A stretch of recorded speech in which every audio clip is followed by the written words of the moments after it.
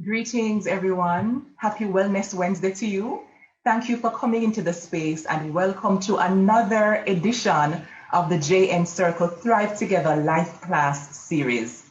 I am your host, Kamala McWhinney, and I'm really excited about tonight's class. You will not be sad that you decided to join us. So please grab a friend, grab a glass of wine, grab some tea, some water, make yourself comfortable, and come on into the space a little bit more. We're going to be talking about love on this evening's class, and I can't wait to get right into it. Now, as usual, we have some housekeeping matters to sort out, and they take about 2 to 3 minutes. But before I do that, I'd love to just invite on all of our panelists for this evening's class. Dr. Karen Carpenter. She is, I think we can call her a regular on the Life Class series. She graced us with her presence on season 1, and she's back with us this week. We also have Stefan Campbell. He's now becoming a regular on Life Class as well. He was also a repeat guest on season 1, and he's back with us here in season 2. And this week, we're also being joined by a new member of our Life Class family, Kingsley Morgan. And I'm sure you're going to be very happy to get to know all of them in a very short while. Ladies and gentlemen, please join me on stage. I'd love to see your beautiful faces. Hi. Hola. Hola. So we're going to be up to some good trouble tonight. I promise you it's going to be worth the 2-hour journey. And you're going to leave with some practical tips, some provocative new ways of thinking about love, relationship, men and women. So, as I said, grab somebody. Let me get through the housekeeping matters real quick, and then we're going to get into the meat of the matter. So let me share screen and walk you through what's going on tonight. Our topic is Mars meets Venus, and we're calling it Reloaded because we had a class with the same topic on season 1, and it was straight fire. So we brought it back. This evening, we are joined by Dr. Karen Carpenter. She is clinical sexologist, and she likes to talk about sex, and she likes to talk about love and the difference between the two, so you know you're in the right place at the right time. We're also joined by Stefan Campbell. He is a lecturer and one of the hosts of the Men's Truth podcast, and he has gotten a reputation for talking the real things, so you're going to enjoy his perspective this evening, or maybe not, but either way, it's all good. We're also joined by Kingsley Morgan. He's managing director of K. Anthony Communications Limited, so you see him in the media, and he's also a podcaster. He and his brothers have created a podcast called Shop Talk JA, so you can check out those 2 podcasts for some all-male perspectives on all matters relating to life. All right. Now, for those of you who are joining us, you know we love to create an interactive experience.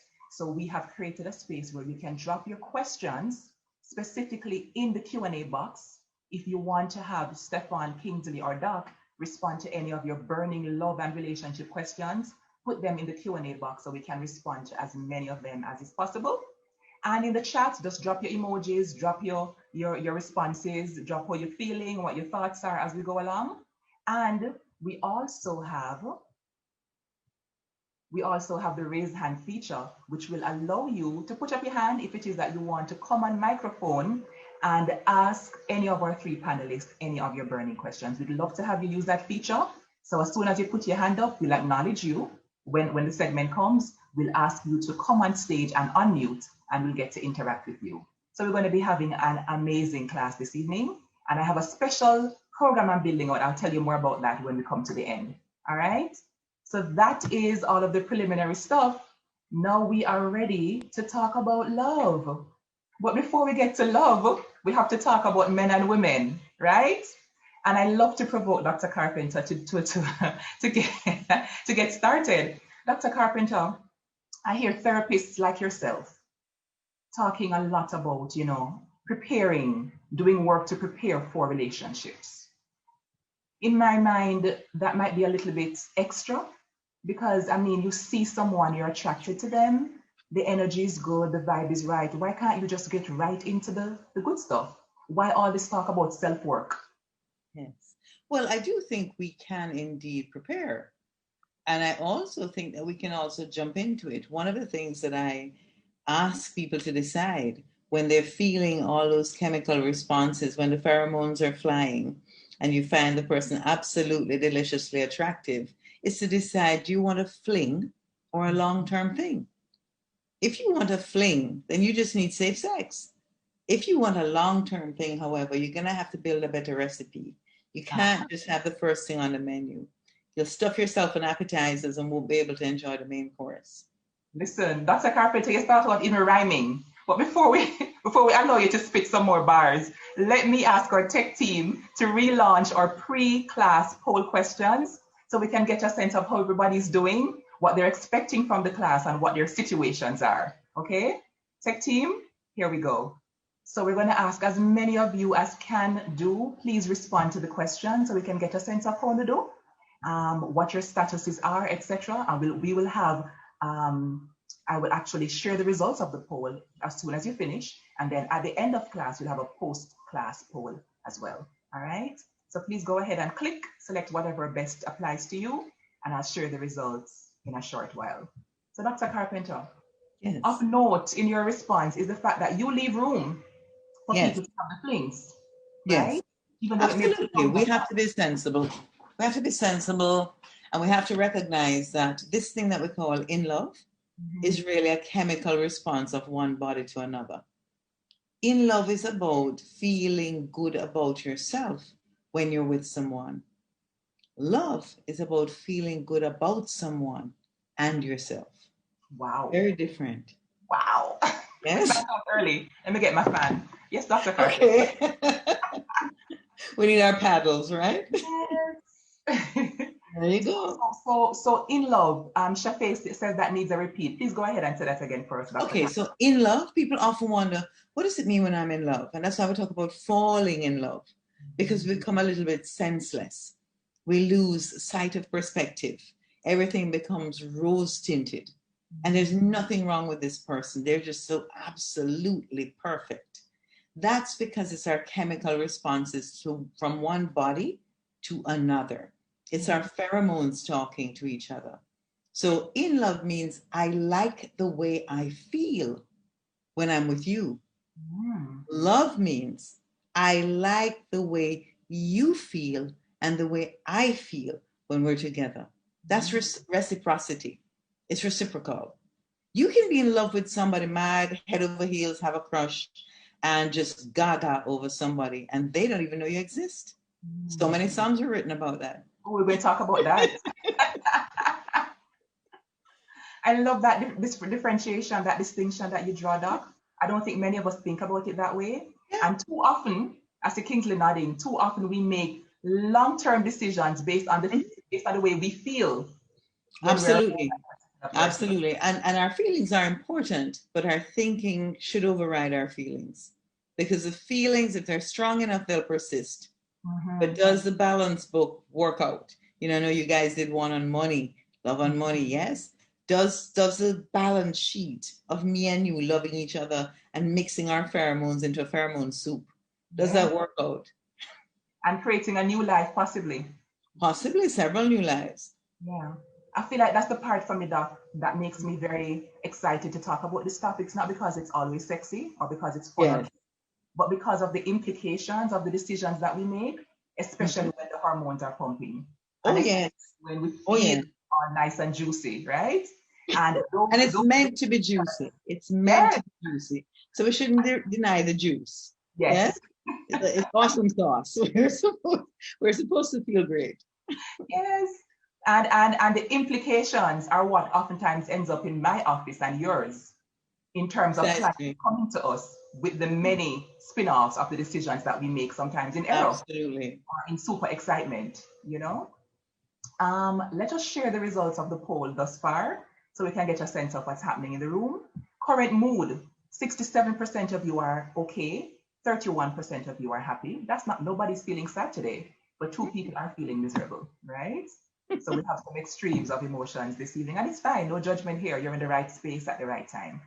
Are you currently in a relationship? We have an almost 50-50 split. So we're talking to both those who perhaps are looking for love and those who are in some kind of a love space. Okay, so let's bear that in mind. I think I understand my partner. Of the 53% of you who answered, about half of you said sometimes, a few of you said no, and 20% of you say yes. So this sometimes give us a kind of an understanding that we have some work to do this evening. What is the biggest challenge you have faced in romantic relationships? 49% of you, that's half, understanding how to better communicate with a partner. 2% said financial issues. 33% of you said infidelity or breakdown of trust. And 16% says sexual incompatibility. Interesting. So communication is a big, big ticket item, as we know. And what are we expecting from the class? Tips on how to have healthier communication patterns. That's 48% of you. And 38% of them, Kingsley and Stefan, are looking for practical advice on how to attract a good partner. Do you have that? Do you have that locked and loaded to share? Yep. So let me ask Stefan to unmute and jump into the conversation. Stefan, let me tell you something real quick. I'm a little bit suspicious that many things are not working well, because the amount of complaints that reach me, whether formally or informally, about the man them, the man them just not one good, right? The man, either them not talk up, them distant, they're defensive, insecure, or they're just straight up cheating. And based on, I'm tempted, Stefan, right? As somebody who's not a statistician, I'm tempted to feel like there is something to it. Something is not working out right over the man's space. What are your thoughts, sir? I mean, we're talking about Venus versus Mars, but no, talking about meats, not that person. Meats, right? Meat, right? But I mean, even though you don't see the other side of the moon, it exists, right? But oftentimes we only hear the woman's side, and the woman's side dominates, especially like the social media space. So if you only focus on that, of course it's going to look like the man is the problem. But a problem exists, and two sides are responsible for creating that problem and creating that solution. And I can tell you, in the same way that women complain that the man they marry problem, at the same way the man then complain that the woman they marry problem, and they still are getting together and doing whatever they need to do, which is why I think the first part of it is understanding that when you say the man them not going good, who decides what that standard is, right? Are you sitting among your own girlfriends or in your own space and looking at Bridgerton and deciding that this is the good? You didn't. I did. You know, I was gonna talk some things. You decided in and of yourself that this is what the standard is. Then you don't want a man, you want a prop. Because now the man must do all of the things that you want the man to do. And if he does not do all of those things, then it's like zero sum, right? And that's the frank discussion that we need to have, right? That not every single thing you deem as good might be right? And not everything that you deem as right might be good. And we can get into toxicity and how we are attracted to toxicity and all of those things. But these are the very frank discussions that we don't have with our partners, hence why we keep creating these spaces. You mentioned that the men aren't talking up, but if every time I talk up, I get pushed back down, what reason do I have to talk about it then, right? And then you penalize me for not talking about it, and when I talk about it, I'm penalized. Might as well find or create a space where I can feel comfortable to talk about it, vent about it, and then when I come home to you, it's just yes there, no there. No, that's not healthy either. I'm just talking about what exists, what obtains. That's just the reality. Dr. Carpenter, I don't like how you're nodding, but I soon come to you because I'm a little bit challenged by Stefan's response, and I see you nodding a lot, but I soon tackle you. Let me jump over to Kingsley, who's laughing over there. Kingsley, what are your thoughts about this observation of mine, and I think of many people's, right? That's something not so right in the streets. With the guys, I mean, Stefan laid it out very well. So we're not, as men, we're not socialized to communicate our feelings. We're not socialized to share deep emotions with anybody. That should be locked away. And sometimes I can tell a one brethren, but that's about it. One in particular. Just one, and not even a full brethren, but And I think that Stefan laid it out by saying that women, because they speak more and they speak collectively, and more people can identify what they're going through, it seems as if there aren't a lot of men who are doing right by the woman that they're with. And right is that, and I'm going to keep referencing Stefan because he laid a very good premise. It's what's happening between you and I. What have we agreed in our partnership, right? What makes you happy? What makes me happy? What are the love languages, and how do we reciprocate what you want, what I want? And I always tell people, if you fight to make the other person happy, then you're going to be in a stable relationship. Because if my concern is your happiness, then I'm going to do everything to make you happy. I'm going to listen to what bothers you. I'm going to make the sacrifices that make you that makes you believe that I love you. And if you're doing the same for me, then we're good to go. So I think men, we have not communicated to other men what is standard. So there are certain tenets that are supposed to guide a relationship. We have failed as a society to communicate these tenets to men, and men have failed to communicate it to other men and to practice it. And so we've kind of matriculated into this society where the expectations are being shared via social media, and people are tapping into what those expectations are. You have people who will read a Wikipedia page and decide that, okay, this is what my girlfriend wants, without having a conversation with the girl, right? So we are in relationships with social media rather than our actual partners.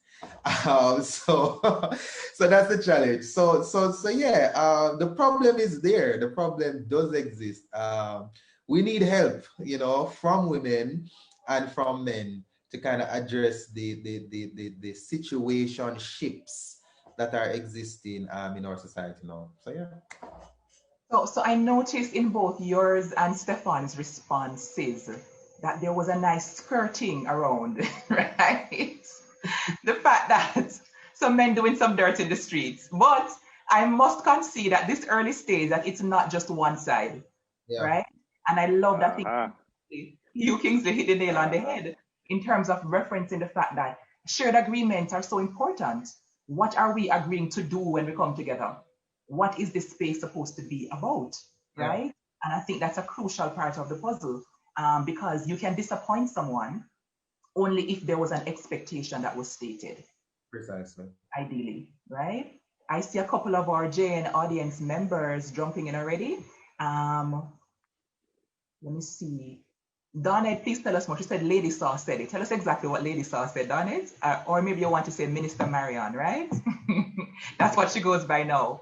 And another panelist said cohabitation is so important and can lead to problems if it lacks respect and understanding. Being the aggressor isn't healthy, and somebody was agreeing with Stefan on that point. All right, so many powerful points came out already. I kind of want to focus us for this first segment on the issue of communication, Dr. Carpenter, because that's one of the big ticket items in relationships, and that leads to many breakdowns in the relationship spaces. And Kingsley mentioned it. We talk so much about how we're socialized, right? Dr. Carpenter, once and for all, is there any truth to this differentiation about how men communicate versus women? That women are more communicative or more emotional in their communication versus men? Okay, so I would say that one of the big things that we forget is that there's 16 different Myers-Briggs personality types. There are at least 16 different types of persons that we're encountering in this space right now. And each of those combination of features is going to give you someone who's either an introvert or an extrovert, highly verbal, low verbal. It's not genetically endowed. So we're not born with sex organs that allow us to speak more or to speak less. Yes? And I know most men that I know are talkers. I spend a lot of time listening to men. whether casually, whether friendships, professionally. So I don't know that men speak less. And let's look at the spaces that men occupy where they speak a lot. Just look at Parliament. You've got your talking men. Yes? So no, men don't speak more than women, but I thought Kingsley had some very interesting points, and there were several things that he said that I think I'm going to steal from him. And I'll tell him what they are. But what we have to look at really is the language that we use. If I have a male person who's exposed to garages and cars and what happens under the bonnet, the language he has for the mechanics of a car is going to be greater than a female who was never exposed to a car. Yes? So we teach women a lot more words for emotions. We speak more about emotions with them, and they develop a language for expressing emotion. Men have that deficit because we exclude them from these conversations in the hope that we can freeze their emotions and make them tough and impenetrable. So it's really a social effort. But if we look at the world around us, we can see on average, whether it's in academia, whether it's in politics, whether it's in the world stage, that there are as many men, and sometimes more, than women who occupy conversational space. So it's not true that women speak more than men. Straight up. So we're going to throw that through the window because we're talking about Mars meeting Venus. And the idea is for us to debunk some of the myths that separate us. Yeah?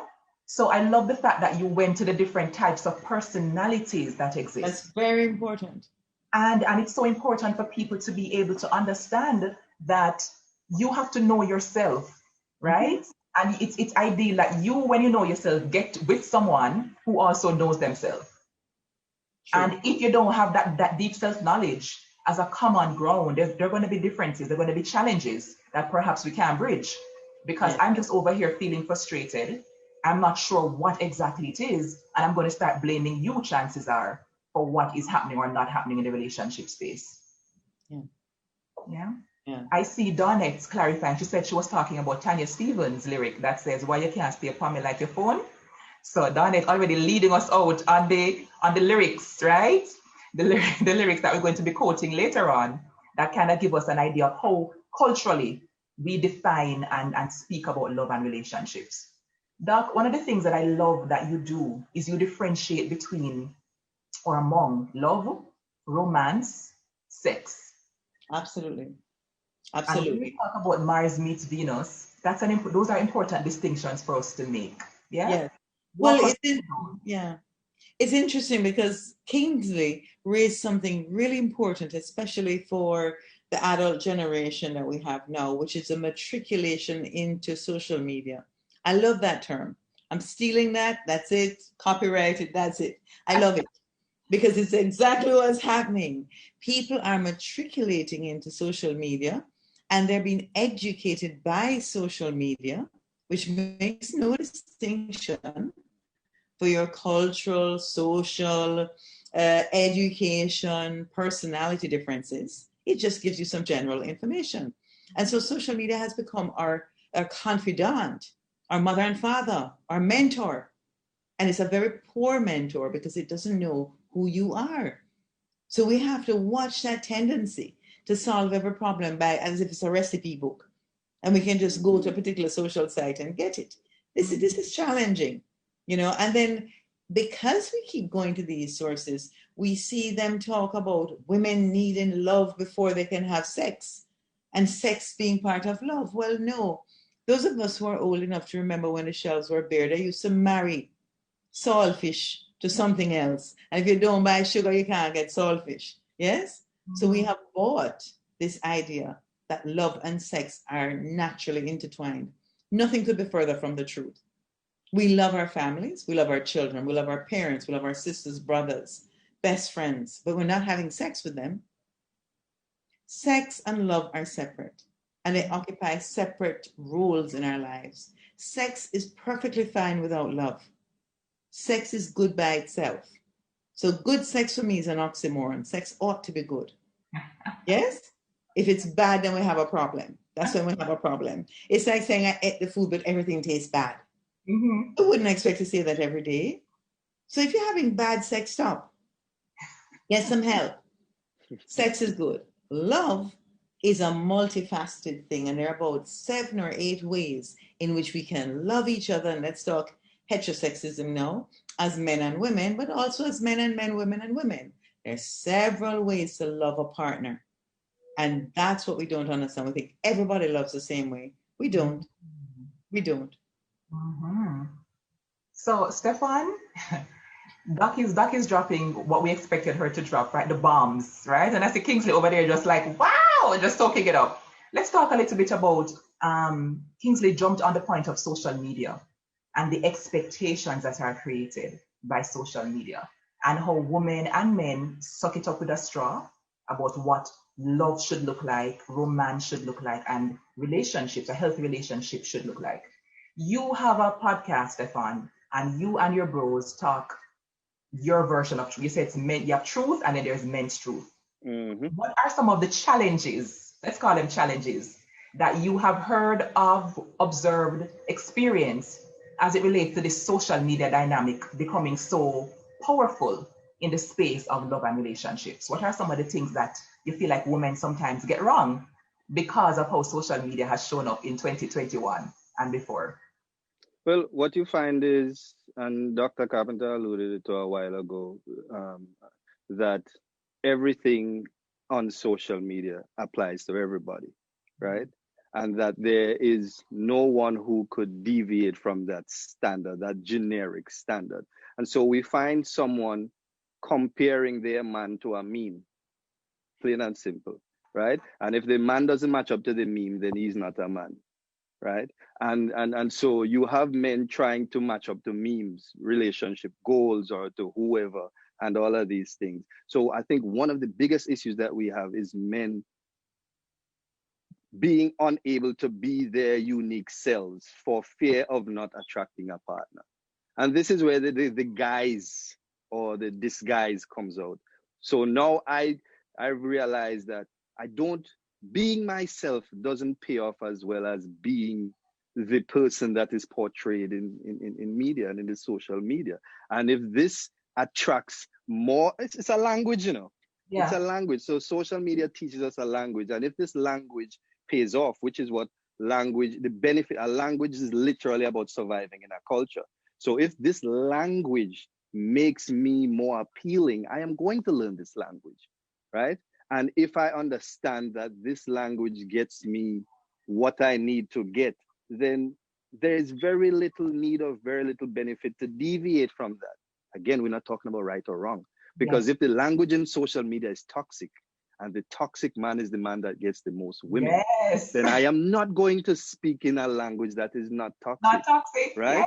Yes. It's plain and simple. It's how we train people, how we raise people. And so there are two images or two sides of that person. And even in social media, everyone has a different face. Your Facebook face is different from your Twitter face. Your Twitter face is different from your IG face. And best believe your LinkedIn face is totally very different. And amidst all of those things, you still can't find yourself. But because you spend so much time on all of these things and not finding yourself, that's the only thing you have to gauge or to reference when it comes to relationships or respond to men. And it's the same thing with the man. If you spend so much time trying to show out and put out on social media, you spend little time figuring out who you really are and getting that confidence to say, this is who I am. I don't care what you see out there. Right? Just yesterday, I saw a status that a woman posted, and I said, could it be possibly, just bear with me here, that you are wrong, that this tweet is garbage? Could it be? Could it be? Right? Just could it be? Just bear with me for a second, that me as a man, as a human being, is telling you that this post that you saw is rubbish. Could it be? Right? I haven't gotten a response yet, so I don't know. I don't know what this sentiment is, but that's I think that's the biggest challenge that we face right now. Wow, Stefan, I feel like I have an instant headache because the amount of whiplash that this truth just dropped over here. I see Kingsley with a pen, just like, listen, let me just take this down real quick, right? Tamara said, a bare things I talk over here, so a bag of shake head and all from panelists. Listen, truth. Stefan, it's uncomfortable, but it's true. And I feel like we are being, as Dr. Carpenter said, we're being mothered and fathered by some very fake constructs in the streets. And we have so internalized them, sometimes without being conscious of it, that we're projecting a lot of fakeness. When we meet someone, we have on like 5 layers of facades. We have 15 different veneers, right? Trying to figure out, as Stefan very aptly put it, which one will get you the most hits, which one will get me the most preferable response from a partner. Kingsley, what you say now? Talk to me, Kingsley, because like I'm over here making notes to be used later on, you know. But no, like, am I responding to the same question? Sure, please. No, but no, Stefan was right. Like he was talking and I wrote masquerade and he said it right after. It's almost as if we're just connected. Because that's what it is. You are balancing, you're on trial, you're doing an interview. Auditioning is what I call it. We're auditioning. Right? So I've literally seen people look at an Instagram page and say, okay, I want to be like that guy. And I'm like, you don't even know him. Well, he gets 1,000 likes on his photo, so it must be cool. So I'm going to change my outfits. I'm going to start talking differently. I'm going to change. And I'm like, what? To what end? Right? So a lot of people are losing themselves trying to become someone else. But Stefan was right. You have to fit into a profile. So if you want to attract somebody from East, then you need to have the cars, or you need to make it seem like you know about cars, or you take pictures beside high-end vehicles every day. You don't own none, you don't own a license. Kingsley, it sounds like a specific situation you're responding to. Sir, please do better. No, but what it's like you just become this person to fit into the ideals, and it's a dangerous space. It's a very dangerous space. I watched people copy and paste books, and they post 2 lines every day to create this aura around themselves, like they're the intellect on this subject. And I'm like, why? And then there are people who have this personality on social media that you find attractive, and you say, okay, let's go on a date. Let's get to know each other. And then you meet them and they're as interested as a blank paper. And you're like, but you're funny. Can you give me a joke? Can you give me a joke, please? Like, I follow you on Twitter. You're the funniest person I know. Give me a joke. And it's just not the same people. It's just not. And so much so that people are more confident behind the screen. So the conversation you have with them on the phone is so profound and it's filled with so many gems, and you're thinking, this is probably the person for me. And then you meet them and it's completely different. So that's a big challenge, and it's for both genders, because there are women. And I share this story. Somebody accidentally sent me a DM sometime last year where there was this girl, 22 years old, and she owned a home, she had her husband, and she had a baby. And the girl, apparently she was sending it to a friend, I don't know. She said, why can't this be me? What may I do with my life? And I took that as an opportunity to say, okay, what are you doing with your life? And she has a degree, she has a job, she has a car, she has investments. And I'm like, why are you comparing yourself to this random person on the internet and feeling like you haven't done enough personally? And that's what a lot of people struggle with from there, and seeing that we're focusing on the relationship standpoint. People look at what's happening between Lori Harvey and Michael B. Jordan. And they're like, why can't I have that for myself? But no, I want people to find themselves again and focus on what matters, and that's the person in front of you. Wow. So I don't know if when people heard the topic Mars meets Venus, this is Stefan, you're influencing me negatively. Mars meets Venus, that they thought about finding yourself. People Yeah. just want to come get the secret sauce to oh you find the good up man then. You understand where they be hiding? what Instagram handle should I be stalking? What hashtag should I be following? But we come almost always right back to right here. Yeah? We come right back to the person who's in the mirror. Who am I? What do I want? Am I honest about it? What do I deserve? I love that word so much. And I'm almost heartbroken, Dr. Carpenter, when I sit across from so many clients Mm-hmm. and I ask questions about, what do you want? Or what did that space, that relationship give to you? Mm-hmm. Maybe 50 to 80% of the answers are, I'm not sure. I Yeah. don't know. Yeah. There is so much heartbreak, self-abandonment, I call it, Mm-hmm. out there. And Because Kamala, as you and I know as psychologists, when someone says, I don't know, they're really answering from their childhood. That's a child answering. That's not an adult. Yeah? So when we talk about finding the good up man or the good as girl or whatever, we have to think about what characteristics we want from that person in real life, because as Kingsley and Stefan pointed out, ain't nobody paying JPS bill on Instagram. listen, Nobody's standing in a JPS line paying their bill. Ain't Yeah. nobody scrubbing a floor on any of these social media platforms. Nobody with a tie head, nobody with their mirror about.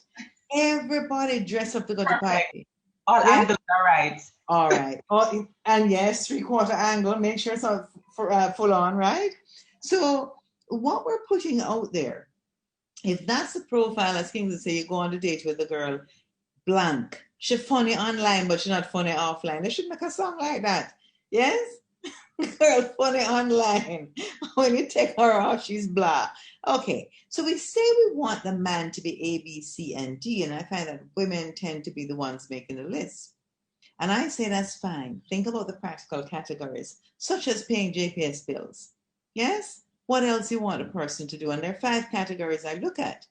But when I've got them to fill out these shopping lists, which they hate doing it because nobody wants to think about it. But doc, don't they go and feel it?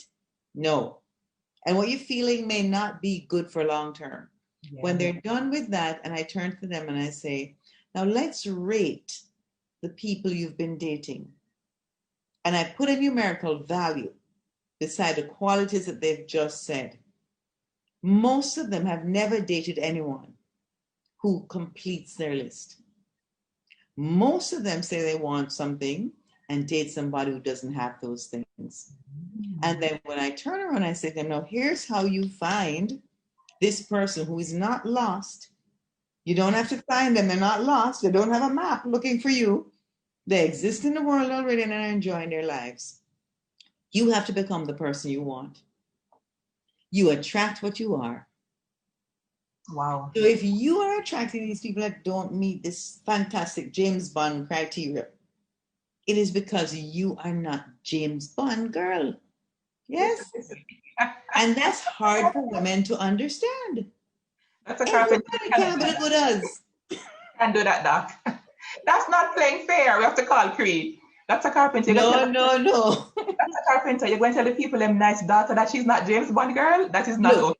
Look, every mother and father has a right to think that their child is special. Good? As parents, our children are the most beautiful, the most special, the brightest, smile the prettiest, be the best, but they are not going to remain our daughters and sons forever.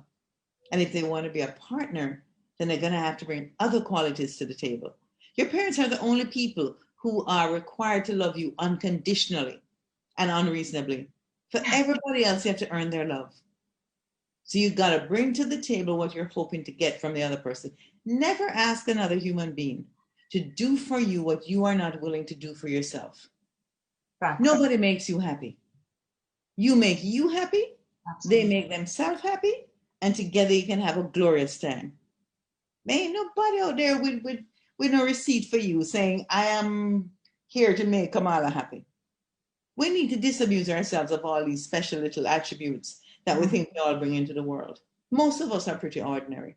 Wow, that's a compliment. Yeah. Most of us are pretty ordinary, and we do special things from time to time. or we become special people by the way we treat others, the way we interact. Listen, I'm going to craft for you Have you not looked around? A social media friendly disclaimer that don't ask me the question if you don't want a hard knock. If you don't want to answer, don't ask me the question, right? And a lot of women have been fed, particularly women, and I wish we would stop making women into children. A lot of women have been fed this notion that they are golden. They are special. And some man is going to come along on a horse. Poor Jamaica, I don't even have a horse to give you to ride. And you want a man ride up to you and sweep you off your feet. Why do you want to be helpless in the face of a relationship? That's not healthy. You're looking for a parent, and you cannot sleep with your parent. So let's get that one out of the way. You can't have sex with your mother or father. You should not, Doc. You should not. You cannot happily do so because, and I'm going to tell you why I can't do so, because it's psychologically damaging. Mm-hmm. If you are a healthy person and self-preserving, we have a natural incest taboo built into us because it is not productive for the race, because hemophilia and other types of illnesses come from that. Mm-hmm. So we cannot happily and successfully have sex with our parent. So when you put a man in the role of father and then you want to have sex with him, you're creating an incestuous relationship. Mm-hmm. Stand up on your own 2 feet and greet the man as an equal. Stand in love, don't fall in love. No injuries here. Look here. No injuries. Dr. Carpenter, about 55 million comments came in. Let me see if I can catch us up. Suzie says they're not looking for the horse, Doc. They're looking for the Audi, right? So the Audi is the new horse, right? Oftentimes we have an idealistic image of the opposite party when signs are visible that they can't be who we imagine them to be. We hold high expectations for the opposite party without carefully analyzing what they bring to the table. Yes. And too many of us, Kamala, men and women, but particularly women, because we're so intent on making somebody into what we want. I don't know where we're getting these nonsense ideas from. Don't get me started. Never, ever date a fixer-upper. This is not a remodeling project. Do not take on somebody who has potential. Dr. Carpenter. Potential is not ability. Somebody stop her. Somebody stop her. So hold on. I'm going to stop. Stop. No, I want you to pause. Don't stop. Pause, right? So I see Claudine responding. Claudine says, never ask another human being to do for you what you cannot do for yourself. Words to live by. One panelist just said, woosa, right? Because it's getting really hot in here. And so many other agreements with you, Doc, on how it is that we have these very toxic understandings of what other person should do for us. And I love that analogy about, we feel as though we're golden. And Doc, you're muted. You're muted. I'm trying not to interrupt, so I'm muted.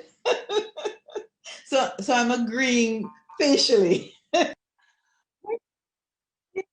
Yes, facially.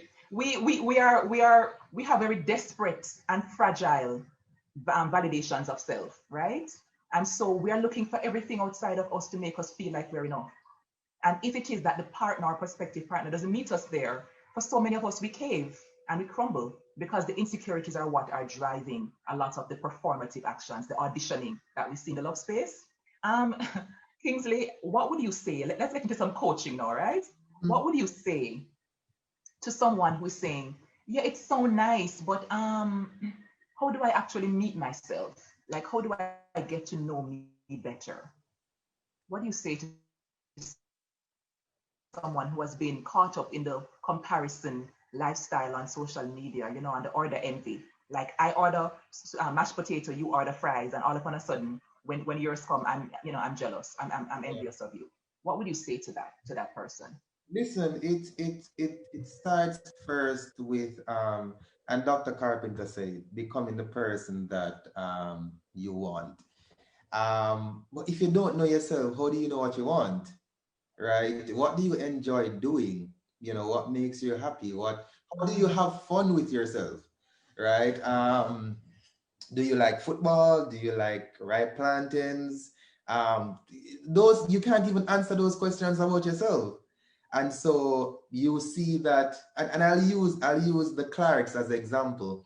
You don't like Clarks as a shoes, but because it is trending online, you like Clarks all of a sudden because everybody like Clarks. So if you're so easily swayed by what's going on around you, it's going to be hard to know what you want.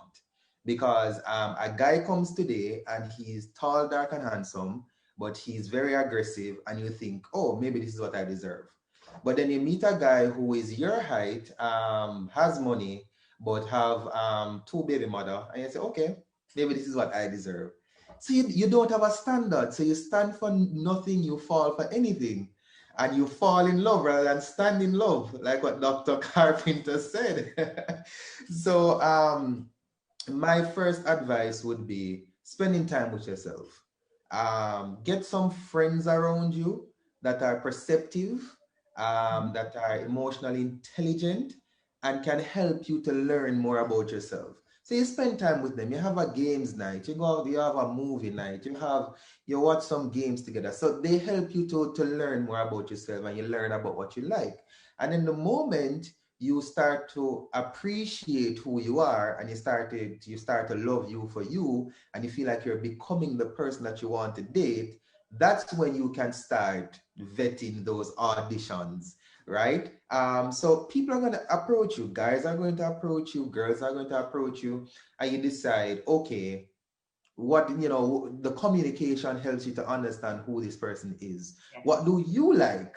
What do you like to do? Where do you have fun? And you start to figure out the compatibility from there. Okay, you like this, I don't like that. This is, it's repelling against each other. Who you are doesn't fit into my ideal, and who I am. And people always believe it's the person who don't fit them. Sometimes are you, sometimes I me, like, okay, I'm not the person for you. I'm sorry, and we need to be honest with ourselves, and just appreciate that we're going to meet a lot of people.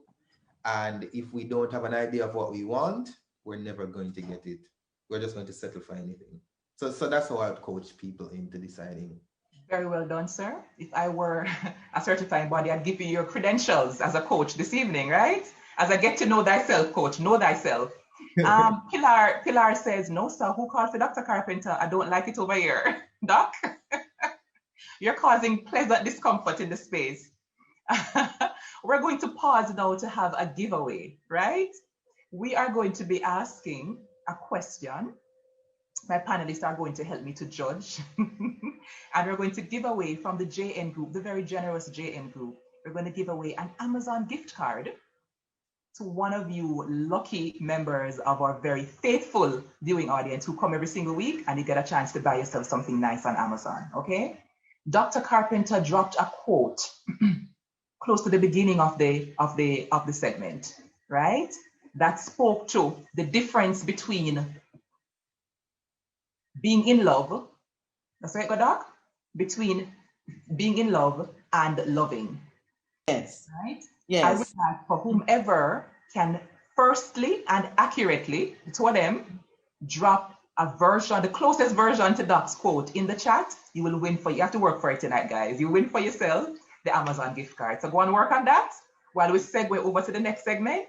So we just wrapped up a very stimulating convo about where it starts or where it should start from. We should not try to get into the dynamics of, what to say on a first date, what to wear, right? Where to look for love. Unless it is that we have done some work in knowing who we are, as Kingsley and Stefan have so aptly, as communicators, put it for us tonight, and knowing therefore what fits in. And I find that for too many of us, it's always about, there's sometimes this pressure on women in particular to feel as though if it does not work out with this particular person, it's me, something is wrong with me. Sometimes it really boils down to the fact that it's just not a good fit. And this person might not be good for you either. But we keep flipping it around and saying, oh, I didn't deserve him, or I didn't deserve that partner. What about if this person just is not good for us? And those dynamics can be very damaging in the dating and relationship space. I want us to start to disabuse ourselves of those so that we can get into the next segment, no, Doc, in talking about creating intimacy in relationships. how do we now move from, okay, I've done the work, I have some self-love, right? I have a good understanding of who I am. I am on an upward journey. I love to call it leveling up. Yeah. So I'm not perfect because none of us is perfect, but I'm on a trajectory of growth and development in my own life. And I meet someone and I think this person is deserving of me and I am deserving of them. Okay. What are some of the ways in which we should engage and should not engage to foster intimacy in those spaces? But first, let me say that I've got come close enough to our gentlemen. Have you been helping me to pick out to pick out who's looking like the one? So the first person who jumped in was Monique. She says, being in love is loving both yourself and the other, and being in love is loving who you are. And Doc is shaking her head. Marsha says, in love, I like the way I feel when I'm with you, and love, I like the way I feel and you feel when I am with you. Yeah.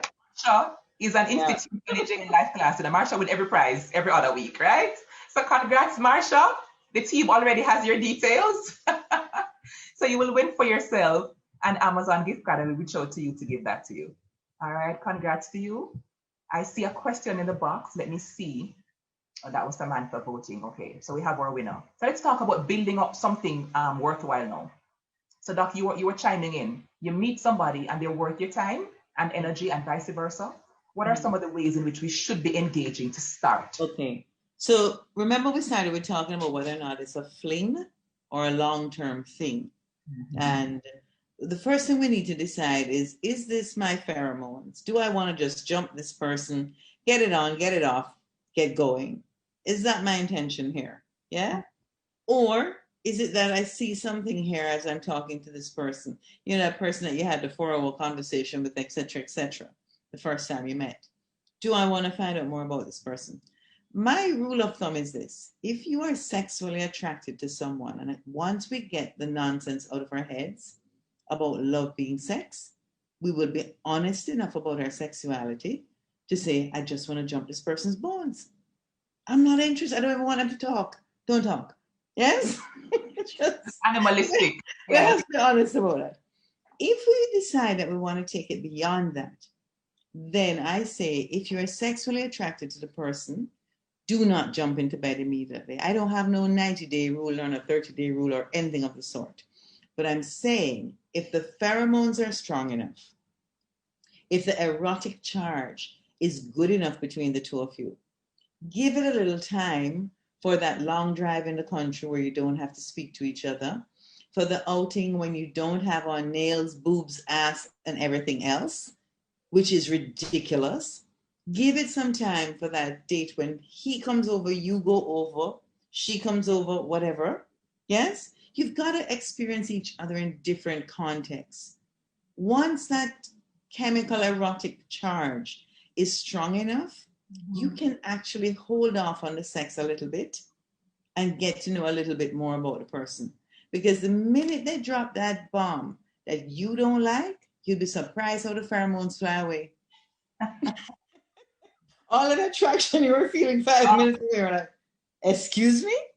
So what, you beat your last girlfriend? Listen. Yeah. There will be things that will make you want to chase them away. And if you can pass that initial interview, you know, first interview, second interview, you know, then you can say, okay, we can act on this sexual charge now, because sex changes everything. We begin to believe we are intimately close once we have passion. And sex is not love, and it is not intimacy. It can be a demonstration of intimacy. It can be a bridge to intimacy. It can be a payoff for intimacy, but it is not intimacy. There are handshakes that are more intimate than some sex. Yes? Let's stop putting this big load on sex. Poor sex didn't come into the world for that. Yes? To carry all these we load it. Yeah, we make sex such a big deal when it isn't the deciding factor. Yes, you must have good sexual compatibility, but you must also be able to use your minds to speak to each other. That's intimacy. Closeness, belongingness, and togetherness. That's what the definition of intimacy is. And you know, Doc, Stefan and I jumped on a live the other day to respond to some questions from persons who submitted them to, different spaces. And in the discussion, something that came to my mind, we're talking about love and money. And it came to my mind that for some people, stripping off all your clothes is not as intimate or as intimacy producing as showing somebody your bank account balance, for example. Absolutely. Or check. Yes. I'm not sharing my pay stub with you. So let's forget that. I agree, Kamala. I feel like it ties back into knowing self, knowing what works for you, knowing how you feel and experience connectedness, and being able to articulate that. And for so many of us, we don't have the language. We weren't taught the language. Yes, we don't know how to communicate it. Yeah, absolutely. Stefan, what are your thoughts on the same scenario? Do the self work, you're leveling up, meet somebody who's worth your time and energy. How do we engage to build something that is meaningful, or how do we engage to decide, which direction it goes into? Because Doc spoke about the fling versus a long-term thing. How do we navigate that space to begin with? Well, Doc likes to say intimacy means into me I see. So that initial reflection is extremely important. And we also need to look back at our parents, because that's the first standard. We don't realize how much the relationship with our parents and how much the relationship our parents had with each other, or lack thereof, has an impact on what we define as intimacy, right? It might be a hindrance, it might be a reference point. It is serious and it is deep. So at some point, you might need additional help, hence where you come in and Dr. Carpenter comes in, especially as a man. Men, don't shy away from therapy. There are some things that some traumas that we have experienced in our lives that we are glossing over and living entire lives without even understanding it. So that's the first thing. Yes, intimacy has very little to do with sex. I can tell you, and I'm sure every man will agree, that kissing a woman on the forehead is probably the most intimate thing that you can do, right? And so when we think about intimacy, we are thinking about, do we discuss business plans? Do we discuss random jokes, random conversations? That's intimacy. That is the value added that you're not getting with everyone else. Because yes, you can share your body, and I can share my body, and you never know what's going on in my mind. You never know my deepest hopes or my dreams. So that's where it comes in. Now, a lot of people, and again, this is the common thing, a lot of people are afraid of intimacy because they equate intimacy with vulnerability. So you are afraid to be intimate because you're afraid of sharing a side with you that, if it goes bad, the person might use against you. Right? And so these are some of the things that you need to I won't say you can ever be truly sure, but you need to understand where that point is, where you feel comfortable sharing these random things, these not the daily things that everyone has access to. That is real intimacy. As a matter of fact, that might get you going more than just the sex. And Dr. Carpenter mentioned something about the sex as a gateway. A lot of times, you feel like, because it happened so early, especially women, it happened early, so you say, no man, let me see if I could milk this relationship for more. It has to be more. There's no way I could feel happy with sex alone. Let's make this into something deeper, right? Let's make this into a real relationship. And then you place all of these expectations that you shouldn't have placed on it onto the man who probably didn't want all of these things. And then when you all break up, you post that, he wasn't a good man. Not understanding that it's okay just to be comfortable with having sex with the individual, right? So that's what I would say. You need to understand what intimacy means to you, what makes you feel good sharing and also receiving, and being very comfortable with that. And Stefan, as a communicator, we can't leave out that piece. Having courage. I feel like it's courageous to actually say, I like this, I don't like this. I'm looking forward to this. Where do you stand? Is there some of the conversations that happen 18 months down the road as opposed to in the first, 8 weeks? It's the language, It's the language. When we understand that, especially when it comes to communication in relationships. So you have four general categories. You have active constructive, passive constructive, active destructive, and passive destructive. And these are the ways, if we dissect the way we talk to each other daily, we are going to understand what type of statement elicits one type of response, and then it goes down a slippery slope, a positive response that elicits a positive response and allows it to build health, hence the constructive and the destructive. But we don't, because we feel like being practical and being meticulous and being methodical is an antithesis to love. It's the complete opposite. Or it's unsexy. We think it's so unsexy. Exactly. Not knowing that if it really means something to you, you are going to make the effort. I love it. I could not love it anymore. Doreen says sometimes women convince themselves that they actually like or love someone to justify sexual behavior. Doreen, who said you come? To justify exactly. Because they're socialized. Experiencing passion alone is, don't get Dr. Carpenter started about experiencing passion alone is unladylike, because that's going to be too much for Doc right now. She's going to have I don't even know. Kingsley, listen, let's talk about the same scenario, right? What would be your suggestions practically now as a communicator yourself and a man who is, I guess, experienced in some ways in terms of having your ears to the ground and in an all-male space, What are some of the practical ways in which we can be managing the conversations? What should we jump into right away or lean back on in terms of sharing when we start to date someone? You're muted. Well, I knew that. So I'm going to pull on what Dr. Carpenter said and what Stefan said as well. She said you need to decide if it's a fling or if it's a long-term thing, because that, for me, that deliberate decision that you make from the onset will guide what happens next. You meet somebody, there's some sort of communication that takes place, and you think, you know what? I want to try something here. I want to date this person exclusively to see what it becomes. Or whatever arrangement you have, you just deciding what happens next is important.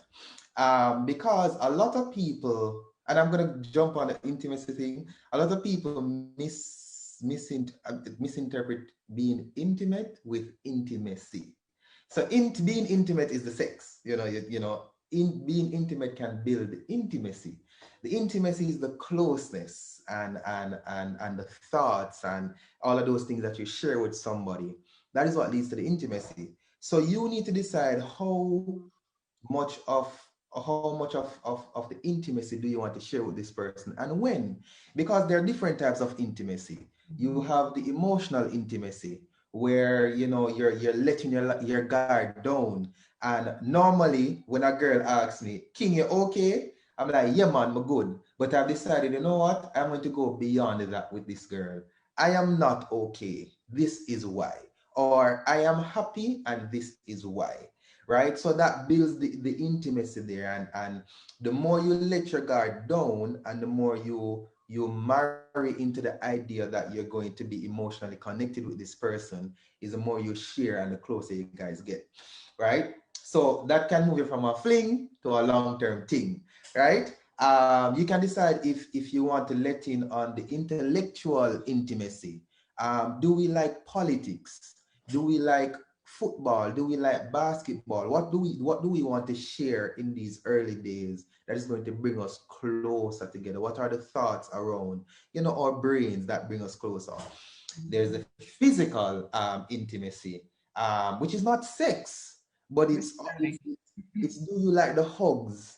Do I want you in my space all the time? Do I like you like that? Do I want you to spend the night? We may not be having sex, but do I like you enough to want you around all the time? And so you assess these things and you use that to guide you through the next phase. So you've already ticked off, who this person is and what they mean to you. And now you're exploring, how much closer can I pull this person? Right? There's also the experiential and spiritual intimacy where you just want to experience things with this person. You want to jump in the car, you want to drive to Mobile for no reason. Absolutely no reason, because you just love this person's company and you just want to connect with them some more. So when you explore these tenets in that early onset of the relationship, that will help you to determine how much further do I want it to go. Is it going to be a fling on a short-term thing or a fling on a long-term thing, right? And that's the difference between dating, relationship, marriage, and all of those things. You know, it's interesting that you drew that distinction about the fact that, first of all, physical intimacy is not only sex. There is a broad array of experiences that constitute non-sexual touching, and that for many people is a lot more intimate than intercourse, right? Or can be as intimate as intercourse. I remember, Stefan, when we had the in-person life class last year, February, I think it was one of our panelists shared that he was dating a woman, and I think she was playing with his ears, with his earlobe. And he was not amused, because though they were in a space, for him that's hugely intimate. Like we're not there. And I immediately went into my feminine role, and I was like, but let me just empathize and see if I think she would have perhaps understood the distinction. And especially without discussion, it would have been a huge fight, a huge blow, because like we're sharing bodily fluids. What do you mean I shouldn't play with your earlobes, right? And I remember in another space that I was sharing, I was on a panel with a couple other persons. One of the men said that he was probably having a sexual relationship with a woman, and I think she came to his house and she stayed longer than the typical timeline. Like normally you have sex, morning come, you go home. But she stayed and actually rearranged a couple of his things. And he was about to tear out his hair, like, what could this be? Right? I could have what caused this. And so there are so many idiosyncrasies, so many weird and not so weird boundaries that we have around things that mean something to us. And it all boils down, Doc and Kingsley and Stefan, to understanding and having open and honest. We can't say that enough on Life Class. Open and honest and non-judgmental conversation, so we can better understand people. Yeah. Doc, I see you nodding off your head. Do you want to jump in on that last point of the different ways in which people? I'm laughing because it is so true. And one of the guests asked a question privately, but I'm not going to name the person. And they asked about, well, what if one person wants a fling and the other person wants a long-term thing? And my response to that is Beyonce, to the left, to the left. Everything you have in a bag to the left, step off. That person is entitled to only want a fling. You are not entitled to change their mind. It is not a privilege. It's not a right. They have a right to having their own mindset, which is, I'm only in for flings. And so many, let's use women. Let's generalize largely and say, so many women hear a man say, oh, I love women. And the only thing they hear is, I love you. Because I'm a woman, right? If a man tells you he loves women, he means he loves all women. That means he's only here for the goodies. Yeah? He's not going to be around for the bad times. And I think the other thing that we have to consider when we're getting into that lovely, deep relationship that Kingsley was talking about, that Stefan is talking about, making sure that the communication is constructive as we build. And not every communication is going to be constructive, but if you get 5 strokes a day, and most of the communication is constructive, you're going to build. As you're doing that, before you get past a year, do not allow the relationship to get to a year without discussing deal breakers. Mm-hmm. And most people don't know what their deal breakers are until they're broken. Oh. And this is a challenge, because that's what you and I deal with in our offices. Somebody broke the cookie jar and nobody knew that the cookie jar was precious. Yes. Because he didn't lay it out there. Well, but we're married. And? Thank you. But we're together. So? We're not mind readers. Lots of people are together. I mean, you never said, look, if you go in my bank account, forget it. It's an X to the next, so you're not coming back. You never said, if you are sexually unfaithful, and you lie about it is an X. But if you're sexually unfaithful and you're honest about it, we can negotiate. Lots of people put down sexual infidelity and it's a lie. Mm-hmm. They are not so much against the infidelity, they're against the humiliation. Yes. They're against the deceit and the deception and the feeling small. That's the I word. see so many people Mm-hmm. who go beyond infidelities to build a relationship stronger, to build back better, because now they have a different understanding of why this is symptomatic of something going on in the relationship. Mm-hmm. We see lots of people come back from that. Mm-hmm. So don't be dishonest with yourself. If it is that you want someone to be entirely honest with you, again, we're using that word, to tell you up front what's on their mind, then tell them. Whether you give them a license to cheat or not, you cannot police someone else's underwear. You can't do it. They're going to be doing with their genitals what they wish. Mm-hmm. So it's pointless fooling yourself and thinking that you have some kind of, remote control that you can zap them every time they have a sexy thought. Or Doc, for too many women, there is this notion of the magical vagina. Oh, please. Where your version of the sex is so turned that you can make him loyal until he's old and gray and nobody don't want him. And it is one of the most devastating lies that we perpetuate in our music. I want to know where that lie was invented, and I suspect it was in the Garden of Eden. Yes, that lie is as old as human beings. None of us have any magic genitals. Yes. There are no magic ones hidden between our legs. And we need to stop this nonsense. We also don't own anybody. Listen. If a person doesn't come willingly, they're not going to stay willingly. You cannot dupe somebody into a relationship and expect them to stay. Mm-hmm. I remember in Life Season 1 where we spoke about, I think it was singleness, right? I remember Noran Price, who was a guest last week, Noran dropped a hot word. Noran said, and listen, for many of it's not that good anyway. It's not as good as you think.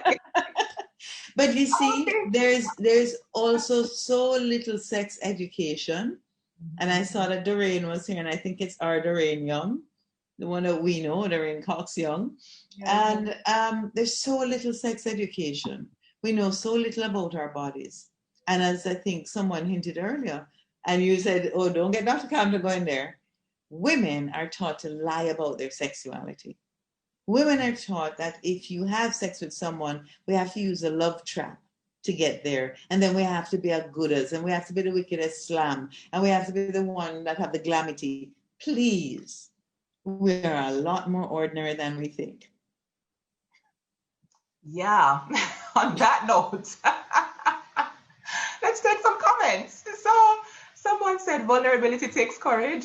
We should change our perspective on vulnerability, particularly where relationships are concerned. To open oneself, to appear 100% vulnerable is a very courageous act, and I so agree with that. And if you hear me saying someone says it's because for some reason, I'm not able to see all the names every time that are above the comments. So forgive me because I like to call you out, right? Lovingly. Early declaration of intention is so important. And I love the question that the earlier panelist, somebody in the Q&A asked, what if we're not on the same page? Yeah. And it's important. It is important that we have those discussions early out. No, Mac says the men told us that we have magical genitals, and oftentimes that is true, but it serves the men. Okay, Kamala, let me interrupt you a minute to say something. And I was just typing another response. My best friend of over 30 years was male. And I've had many male friends, but my very best friend of over 30 years was male. And we've been friends since we were 15, teenagers. And we had a rule, because I wasn't always this age, guys. Yeah. I have a past. And we made a rule. And the rule was this. It was his job to ask me, and it was my job to say no. His male ego would not allow him to not at various intervals over those 30 years proposition me. But his male ego got back in check when I would say, I would rather have this friendship. Nothing comes close to this friendship. Yes? So I think it was Kingsley that was saying that, people will approach you, people will come to you, people want things off you. You don't have to say yes. You're not obliged to say yes. You don't have to be desperate. It's not everybody that knock on your door must say yes to. Yes. Thank them for their good taste and compliment them on their ambition. Somebody write that down really quickly, please. I need that. Listen, I don't think we can or should have a conversation around Mars meets Venus without talking about another big C word. We have spoken about communication. We have touched on compatibility. And I want us to talk about the big C word in the room, cheating. I said it with an accent, cheating, right? Because this is one of the major contentious issues in many romantic relationships. Kingsley, Stefan, let me start with Stefan. Stefan, how? Give us like a rule book for how we can affair proof our relationships.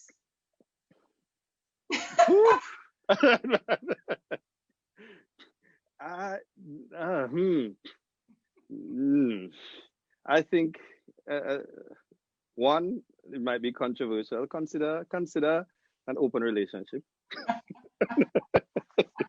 Two, understand that perhaps you are spending too much time focusing on that. It's like, sometimes the thing you're afraid of the most is the thing you actually attract, because you're not spending any time to develop the other areas of the relationship. That's one. Two, you're not even trying to figure out, why is this thing so important to you? Does it have any reflection on any insecurities, any past experience that I have that I'm still not comfortable with? And oftentimes that's what it is, because you feel like because the person has stepped out, it is because I was not worthy enough. As you said it, I was not good enough, and all of those things. So I think, cheat proof, we just need to make our relationship stronger, or consider a different type of relationship, right? And understand that you are with someone. That person doesn't belong to you. It's a difference. You share a relationship. This person is not mine, because that kind of mindset is also something that we've been taught. Like, this person is mine, a fimi, and that you're moving from a person to a possession. And with that comes some very unrealistic expectations. You feel like you no longer need to ask the person what their needs are, and you get upset when their needs don't align with what you can provide. Isn't it a strange thing? Like, this person, this human being cannot want anything else beyond what I can provide. Right? Like, you don't even consider that, and then the rage and the upset that you get just thinking about the fact that this person, starting with the physical, and then cheating is not just the physical, right? That's the other thing we don't define. It's the emotional. And recently we were discussing that, men, the imagination of a man, oftentimes when it comes to a woman again born, the imagination is the most dangerous part, because it's not just the acting, it's the fact that he like it. It's the fact that, she's telling him some things that she not even tell me. It's the emotional side of it. Don't you for a second think that men aren't emotional enough. We just call it by something else and describe it by something else, right? But again, because this is the focus, because this is the focus and this is the emphasis, which is why we oftentimes don't want to talk about it. As Doc said, you feel like if you talk about it, you're giving the person a license. Focus on the other areas of your relationship, because loyalty, right? And again, some men like to use the fact that, it's natural, it's natural, man, if you have more than one woman and all of these things. If it's natural, don't get upset with the woman when she does it too. If it's all natural and all biological, what you get upset for, right? So it can't be one rule for one side and one rule for the other, right? But understand that there are so many other layers, levels, nuances of a relationship that need development that can contribute to loyalty and cause someone to decide. And we haven't even gotten into the other things that you can do to spice up the bedroom and role playing and all of these activities that can strengthen the level of physical intimacy. And if that's your fear or your concern, kind of reduce the possibility of someone stepping out. I hate the term, but because we are talking about it in this way, and I really feel like people make too much of a big deal of it. I'm not saying it's not important, but it's like we neglect the other areas of our relationship that we should be talking about and focusing on, that might lead to symptoms or excuses for this thing called cheating. It's only cheating if you think your relationship is a game. Wow. So wait there now. Let me digest that. It's only cheating if you think of your relationship, Kingsley, as a game. I will pause right there and jump over to Mr. Morgan to find out your thoughts, Kingsley. What would you share? Yes to you. I differ. What are your tips for a fair proofing a relationship, Kingsley? Is there such So the challenge is if a person wants to, and I'm going to be politically correct, like Stefan and say, if a person wants to step out, they're going to step out. There's nothing you can do. And there are things that contribute to somebody stepping out, but it's never justified why somebody should step out. Because if it's that the relationship isn't offering what you want, they need to step away, not step out, right? So if the relationship is breaking down, if it started great, it's no longer great before, step away, don't step out. Because what happens is that you develop intimacy with this person, and for some reason those intimacy pillows are not as soft anymore, are not as comfortable anymore. You find yourself trying to find intimacy elsewhere. But when you do that now, it's because you refuse to address whatever the issue is inside your relationship. So I don't think you can cheat proof a relationship. I think there should be clear, comprehensive, and open communication all the time. Babe, the sex isn't great. Why isn't it great? I don't like when you do that, and I want you to do this. Okay, fine, let's try it. Babe, you spend more time playing game than you do us going out. Let's have a conversation around it. And the more you openly talk about your relationship, is the better you can make it to stand against anything, including infidelity. But I think it's incredibly personal. I don't think as someone should think it's my fault why you betrayed the trust that we shared. It's entirely up to that person. So I'm sorry, I don't have any tips on how to get cheated on. no need to apologize. We actually like that over here because it's reality. Yeah? And Jay and Life Class that was giving people the tips to thrive. And there is no such tip. That's like a delusional tip that we would be giving to persons about, doing all the things. I know that for some people, there is this thought about, if you swing from your head top in the bedroom and you swing from the chandelier and you're like an acrobat and you have all the gadgets and the toys, and the onus is put so often on women, unfortunately, to be keeping your man or keeping your partner. Yeah. And so I love how I heard Stefan dice it up, right? By being careful not to say that anybody can make anybody step out. Certain things that we can do to strengthen a relationship can strengthen the relationship and can perhaps, not in all cases, but can perhaps reduce the likelihood. It's not a guaranteed thing of someone choosing to go, but someone can have a partner who is present and who is honoring their end of the bargain or agreement, so to speak, and still seek to fulfill needs outside of that union.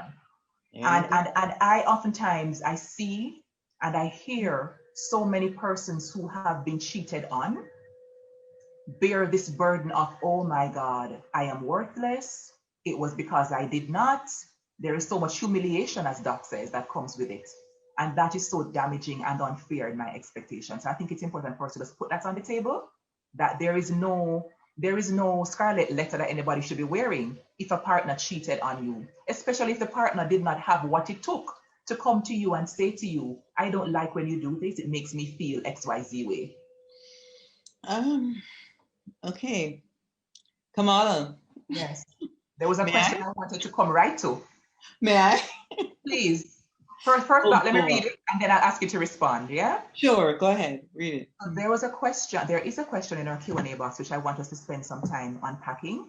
If your partner cheats and got a child and hid it for 2 years, what should you do when you find out? If your partner cheats and gets a child and hid it or hides it for 2 years, what should you do when you find out? Dr. Carpenter? Yes, I did respond to that one, and my answer is very simply, seek therapy. Why am I saying that? This is bigger than you and your partner and cheating, because a child has come into the world, and there's a third party in your relationship who will be there for life. This child has a mother, and pretending the person doesn't exist is not going to erase them. And if you try to cut the relationship, sever the relationship between the child, the mother, and the father of the child, who's your partner, you are going to do more damage to everyone involved than if you get an objective person who can help you to mediate. What you need right now is mediation. We know that it was 2 years. We know you weren't told, and there will be all kinds of reasons why you weren't told. But now that you know, it's important for you and your partner to get assistance with mediating the relationship with the third party, with that child who needs a father, and your own children in the event that you have children, and not vilifying this woman because your partner who made a commitment to you stepped outside the relationship. This woman has no relationship with you. And you'd be surprised what she was told. You would be absolutely surprised, Taylor, what she was told. Regardless of that, you have to bring that back down to 2 families now. They now exist 2 families, whether you like it or not. And that child deserves to have parents. You cannot win by depriving that child of parenting. And I've worked with couples who have been in this situation before. And I have met some courageous women who have done some amazing work, and they're still in the relationship today. It is not an unusual situation in Jamaica. Not at all. It takes a lot of personal courage to admit that none of us are golden. That this woman, just like you, has been attractive to your partner, brought something to the table, and they engaged. And that partner may have engaged many times and you didn't know. But here's a child. And that requires some management. There's some legal things that you need to do. There's some medical things you need to do. There's some practical things you need to do. And there's some decency things you need to do in terms of that human being who has to grow up and the mother of that human being. And your children, if you have children as well. Yeah? I've seen many couples survive this. Yeah. Many couples. But Kamala, I want to go back a little bit to the cheating story. And I want us to define cheating because, as Stefan had said, if you're talking about cheating in your relationship, then chances are your relationship is about games. Yeah? People cheat when they're playing games. Now, cheating, let's define it. It's someone who has committed to a particular kind of sexual engagement, whether with one partner, 2 partners, 3 partners or more, 2-somes, 3-somes, 4-somes, and more-somes. And that person has broken that agreement without the permission of the other parties. So it's not only in monogamous relationships or monogamish relationships that people cheat. People cheat in polyamorous relationships, in open relationships, in swinging, etc. Cheating is deception. That's what it is. You deceived the person, and it begins with a lie. It doesn't begin with sex. First, you start to tell lies about the nature of your relationship with the third party. You edit them out of your conversations. So Shelly, all of a sudden Shelly dead and you don't hear about Shelly anymore. Right? Marcus died, you went to foreign, you never hear about Marcus anymore. Good? And you start to edit that person out of your conversations with your partner because you don't want to be suspect. Well, that alone is suspicious. Yes? And then you start to change your patterns. And those of us who know how to detect these things can detect them. The challenge with cheating is that the cheater wants to win twice. That's the game playing. They're playing in a casino and they're playing blackjack and Russian roulette at the same time. And they want to win on both tables. And that's not possible. Yes? Because you're either going to keep your eye on the blackjack table, or you're going to keep your eye on the Russian roulette, or you're going to lose on both. And most cheaters lose on both. I think the best way of cheat-proofing a relationship, the closest we can come to cheat-proofing a relationship, is to agree to be each other's best buddy. When you go diving, deep sea diving, the first thing you learn is that you have to have a buddy. You don't dive alone. And you go diving with the buddy and both of you go down together and they're there to give you their oxygen tank. If you run out and you're there to give them the, okay. Partnership. So if you can develop the kind of honesty that Stefan and Kingsley are talking about, where when you are tempted, you can go to your partner and say, boy, Marcus, look good enough. I saw him at the gym the other day. Boy, I'm lifting 250 pounds now. Okay? Shelly, look good enough. I want to tell you, so Shelly, round it up. Okay, fine. If you can genuinely tell your partner that you're tempted and stop pretending that you're only attracted to your partner, you have a formula for success.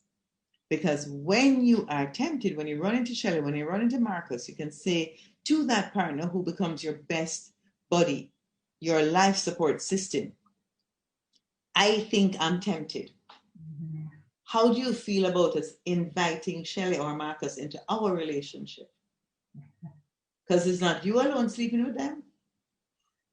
As long as you continue to sleep with your partner, you're also sleeping, both of you, with Shelly or Marcus. And nobody's sleeping. Let's be honest. Yes, having sex. Engaging. So nobody's sleeping. So if you can get to that level of maturity in your relationship, and I think Kingsley was talking about honesty, where you can say, I am tempted, and your partner can say, boy, that cut me to the bone. Because you see Marcus, he's 6'5" and lifting 250 pounds, and he's a basketball player and a movie star. He has the Audi. I can't come up to that. If you can show that vulnerability that Steph was talking about, and you can say, boy, babes, that doesn't make me feel good. I appreciate you telling me, but I don't feel good about that. And finally, we don't cheat because of our partners. Mm-hmm. Happy people cheat. Yes? Let's get that one straight. You don't have to be sad to cheat. Mm-hmm. And the reason we cheat is because we're looking for something that makes us feel different. Not someone. Let me repeat that. We cheat because we're looking for something that makes us feel different. And when we're with this person, the new relationship aphrodisiac of the novelty of them finding us sexy, fresh, robust, energetic, funny. Yeah, jokes, man. Yeah. That is what we're looking for. We want to feel different about ourselves. And this encounter allows us to have that feeling. Mm-hmm. It's not about the person. Mm-hmm. Every man cheats with a woman for the most part. So women cheat as much as men. I loved the fact that you were in your lead up about the cheater. I didn't hear any gendering of that party. Absolutely not. I just want to co-sign the fact that in therapy and outside of therapy, you and I are very much aware, empirically speaking, that there be women who are cheating as well. Absolutely. And not kid ourselves, right? That, you know, always the man who steps out. Yeah. I've known women who are wounded, Kamala, who cheat, and men too. And usually what I say to somebody, and let me explain to you, I'm not condoning that. I think an open relationship, a polyamorous relationship, is much more respectful than cheating. I think cheating is cowardice. However, it happens. And one of the things that is so painful about cheating is that the person thinks they're losing their mind. And that's a phrase I've heard repeated over and over and over, because what their brain is telling them and what the partner is telling them doesn't match. Things, yes. And one of the first things they say to me is like, Doc, I feel like I'm going mad. It genuinely feels that way because your brain cannot compute those two things. Mm-hmm. But again, even to the person who's cheated on, I say to them, look, if you want to see a cheater, get a mirror. Get a mirror. Every one of us is capable of it. Or we must stop lying about sex and lying about God. The two things we tell lies on. Yeah? We're all capable of it. Rami says, Dr. Carpenter, I love the conversation. Thanks for the therapy. LOL. Baldwin says, I think cheating is giving away something that is mutually agreed to be exclusive. Example on the point of always playing video games, the other partner is being cheated of time and energy that was probably agreed on to be spent together. I disagree. And I disagree because had there been an agreement about time, 10 potions, where you spend your time and your emotions, there would not be someone sitting around being cheated out of 10 potions. Had you had that conversation, when it happened, not once, not twice, but thrice, you would have said, this man is not for me. So I disagree. Many of the things that we dislike were never agreed on. We never explicitly said, I need this. This is a deal breaker for me. But yes, people do cheat because they need attention and affection, time and emotions, 10 potions. And Baldwin's first sentiment was that cheating is giving away something that is mutually agreed on. Disagree. I don't know how many people explicitly say that.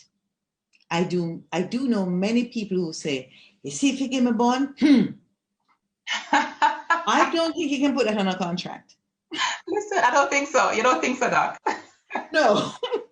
I think we have to come out and say it explicitly. I will not stick around for you having sex with someone else and having sex with me.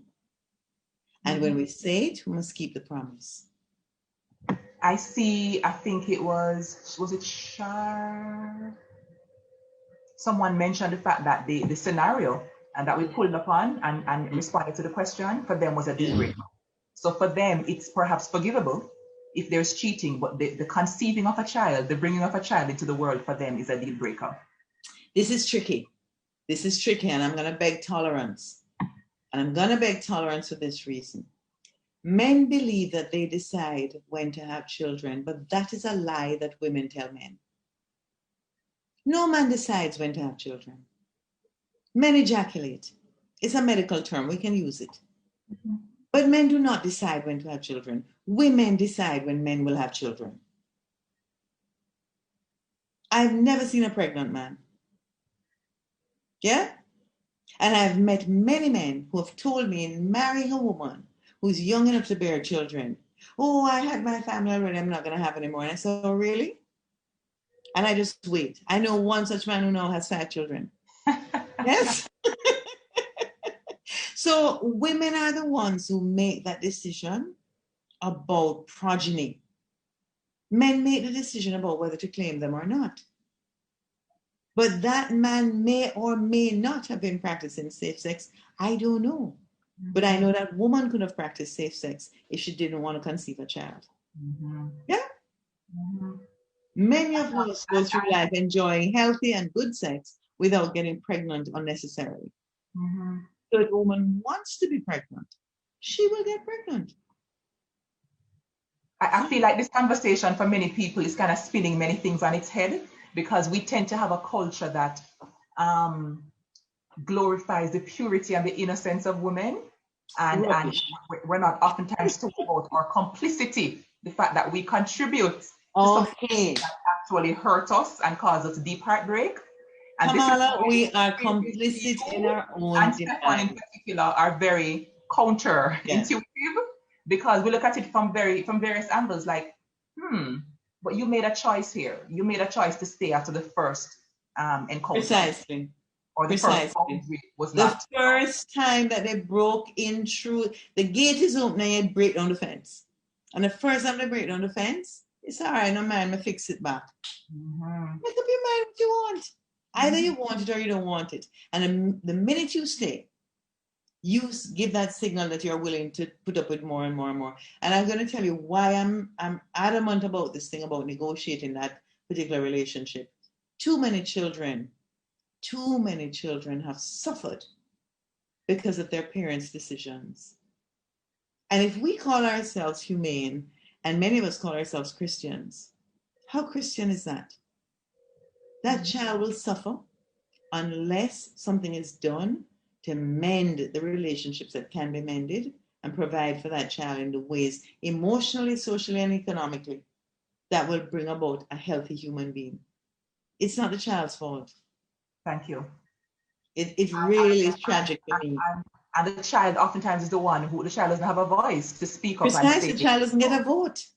Yeah. Yeah. And I mean, I feel like some women also could say that, but I didn't set this child's creation into being. So why should I have to bear the burden of being righteous or self-sacrifice? I'm not a New Testament person. You know that that's not my part of the Bible. I'm going to send them to their New Testament and the first tenet of the New Testament, right? And they don't want me to start quoting Bible verses to them because 9 out of 10 of these people tell me that they're Christians. Yes? If you're even not a Christian and you're a decent human being and charitable and you want good for your children, you must want good for other people's children too. Despite your trauma, Yeah. Despite your heartbreak and your trauma. It is going to be difficult. It is not going to be easy. But you will be happy that you are a better human being. And your children will learn from what you did. They will learn that this is what decency is. We've gone too far down the other road for too long. Nordia Hutchinson says a lot of men view their spouse as their property rather than their partner. That creates a lot of problems. Stefan, what are your thoughts? Yes, speak, Stefan. Where it comes from? Why we do it? It's I can't tell you where how far back or where it came from, but it is a very real sentiment that yes, that women are possessions, a thing to be hunted and gotten, and then after that that's it. And it's something that we ourselves are trying to dispel, right? So even in the podcast, it's not just about issues, but it's also men's issues, but it's about treatment of women as well. It's about calling out our own BS and being comfortable and confident enough to call it out among ourselves. But the men and women have a part to play in it, right? Because if it is that the only thing that you are interested in the man is his provisions and his money and all of those things, and you make that the focus of the man's entire existence, then you moved it from a relationship to a buying and selling, a purchasing of a product. The man is paying for a product, and he's no longer seeing you as a person. If the only thing you can do is pose on the yacht, and take pictures on Instagram and nothing else, then I'm buying a product. And when that product has expired, I buy a younger one, right? And so model. Both, new model Audi. We talk about the Audi. So it's a new model Audi. So we need to understand how we are framing our relationships, framing our interactions from the get-go, from the jump. And women, you can tell, listen, you see the woman that a man can learn from without being condescending, that woman gets a level of loyalty that she cannot pay for, right? When a man can say, I never thought about that, never looked on it that way, without it being condescending, like, how dare you think about us that way, right? Which is why we get along, which is why I listen to Dr. Carpenter, because Dr. Carpenter has a way of calling me or men out on the BS without making me feel demeaned or small, and I can say, I never thought of that for real. That changes, and that creates a catalyst, because now I go back to my circles or to the men that I know, and I say, yo, you never look on it that way, and I say, yo, no, it's for real. And that's how the thing changes. And I have a bias when it comes to communication, right? Because how we word critiques and criticisms and how we word our feelings, right? That has a lot has a major part to play in how we interact and how we see each other. So, for example, every observation isn't a fact. So the man the man come home late, right? And you have crafted, even before he steps through the door, the reason for his lateness. And you don't even consider anything else. And so everything that comes out of your mouth is based on this assumption. And me, I tell you, this is what you do. That is it. That is it. Not, yeah, right. So what do I have to say then? I don't have anything to say. If you already know the truth, your truth, right? And you are telling me your truth, then yes, whatever you want to say. And that's why a lot of men get anything you want to say, I say go. I say go. Anything you want to say, I say go. And that's when you have lost the man. That's when the relationship goes downhill. And those are the things that we have to seek to improve when it comes to communication and looking or viewing each other. Wow. So, Stefan, I feel like a lot of people just get draped up a while ago, because I know so many of us tend to be guilty of the thought as fact. Kind of a fallacy where it just come to me, but just have a sneaky feeling, say, and the feeling really is coming from a place of maybe past hurt and trauma or deep insecurity. Yeah. That we don't talk about. That we don't talk about.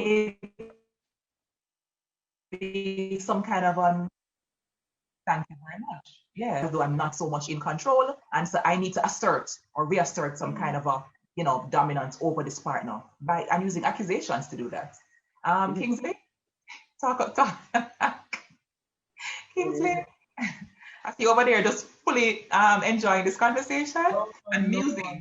Stefan dropping gems, man. I tell you, he stay dropping gems. I see Patricia Gilling says she's guilty. There's something that Stefan mentioned just now that I like. And I feel like for all human beings, and yes, for men, because of how we typically, send messages to them, it's important to have spaces to reflect and to commit to intentional growth, right? What would you say to a man who's listening, Kingsley, who is new to this level of, reflection and introspection, right? So him just wake up and all the old messages are still present, but he's hearing us speak. And he's like, wait, there's more to this. There's more to dating than just conquest, and there's more to life than just bedding a woman and just calling her mine. What would you say to him to guide him on the journey of leveling up? So the first thing I'll tell him is that education is the process of learning, unlearning, and relearning. Ooh. I will also say to him that not all women are the same. And so what you learned in your past relationship, you have to unlearn some of that for your new partner. Mm-hmm. And then there are certain things that you have to relearn so that the relationship can work. So for example, I may have been in a relationship where the girl loves when I bring her just because roses, like that's just it. And so I learned that behavior as a way to demonstrate my love and my intimacy. But then in the next relationship, she don't want a rose. She don't like roses. Bring her ice cream. That's what she loves. And so you have to unlearn that now and relearn that, okay, this is how I demonstrate my love to this girl, because she doesn't necessarily love roses. She likes ice cream. And the problem that we have sometimes is that we want to take what we experience in the past relationship and bring it to the new relationship and expect that the person will conform to everything. That's not how it works. Mm-hmm. So it's through communication that you learn the nuances in the relationship, and you learn how to solve problems, and you learn how to make that person happy. So my guy, if you're waking up and there are the old messages, unlearn them, relearn some stuff, and educate yourself. I will also say, and I said it already, not all women are the same. So those are the two things. Not all women are the same. You get to know the person you're dating through communication. Active, deliberate, purposeful, intellectual communication. When she asks you, how are you doing? It's not me good, me there. No, get into the details. Be perceptive as well. Try to understand when something is off. Don't assume that you are the problem, but oftentimes men know when something changes, and sometimes men know why, and men just don't business. Like There are times we just don't care to ask. We just don't care to follow up, and we need to change that. So actively engage your girl, your partner in communication, open and clear and comprehensive communication.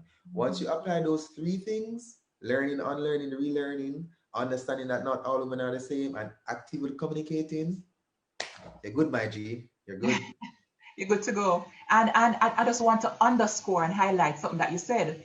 Get to know the person. I love how you use all the verbs, right? In our descriptives, intentional, deliberate, purposeful, all of them. Because I feel like it's easy to just slide with the vibe. You know, if she's not talking, I'm not talking. If she's in an off mode, I'll just be like, well, guess we're just kicking it tonight. And then nothing changes and the dynamic gets stale and nothing is advanced. So I feel like there's also an important element, Kingsley, of seeking to understand and making that a major part of a relationship dynamic. Like, I want to understand you. And in so doing, we oftentimes open up the door to be understood. Yeah. But seek to understand before as a priority. Yeah. Before it Because is that. one of the things I always tell people is that you have to teach somebody how you want to be loved. You cannot copy and paste that from anywhere. And if you are not deliberate in showing somebody how you want to be loved, like I tell people, nip things in the bud. Somebody does something that you don't like, nip it, right? So they got upset about something and they shouted. Say, okay, I understand you're upset, but we're not going to do that. We don't communicate by shouting. You nip it. So the person knows that next time they get upset, they need to Husa. Or walk away until they can and say, let me take 5 because I can't do it right now. And that's it. It has to be a contractual arrangement. You say, you know what, babe, every time I get upset, I don't know how to not shout because that's how I was socialized. You say, okay, honey, take a 5. Take a 5 and come back because you are not going to shout at me. And that's it. And that's where the understanding takes place. You let people know how you want to be loved. They tell you how they want to be loved. You communicate. There's understanding. Good to go, my G. Good to go. I love it. So to all the G's watching, Kingsley just give you the full blueprint, right? You can pay him later. The full blueprint for how to step up to higher levels and higher levels of engaging with partners. You know, I love the element of owning the stuff. We have to own it, as opposed to deflecting and telling that it's you are the reason why I do this. We have to say, I can't do it. I'm having a challenge, conforming or responding to your request of me. Right now, I don't have it. That's okay too. But I feel like all communication is valuable, I don't think people realize it doesn't have to be pretty and perfect or, cosmetic. All communication serves a purpose. And I'm glad that we have two communication practitioners on this call today to help us to realize that, as long as we understand, I don't have to like it. I don't even have to get it. I just need to be aware of it, of where you are, what you need, and then we can work out some kind of arrangement. Yeah. And Nissa says, even the same woman may be different at different stages in life. I love this comment. If you are in a long-term relationship, as we grow, things change. So communication and honesty, they are critical. There is one final piece I want to touch on, the point of honesty, right? And how to treat with honesty. But I'm going to ask the JN Tech team to launch our post-class poll so we can get your feedback so far, because we're coming to the end of class, right? But I hear Stefan, I hear Dr. Carpenter speak often about this issue of what do women oftentimes do, not all obviously, but what do some women tend to do, Kingsley, when men give them the honest information, right? I know that there is a very common female pattern where you start to date somebody and the person tell you what them done.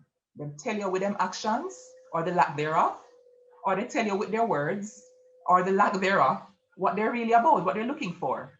But oftentimes, my sister in Sherian has used the phrase, sometimes we have a saver, we call it saver hole, right? Or saver guy complex. We want to save the whole world.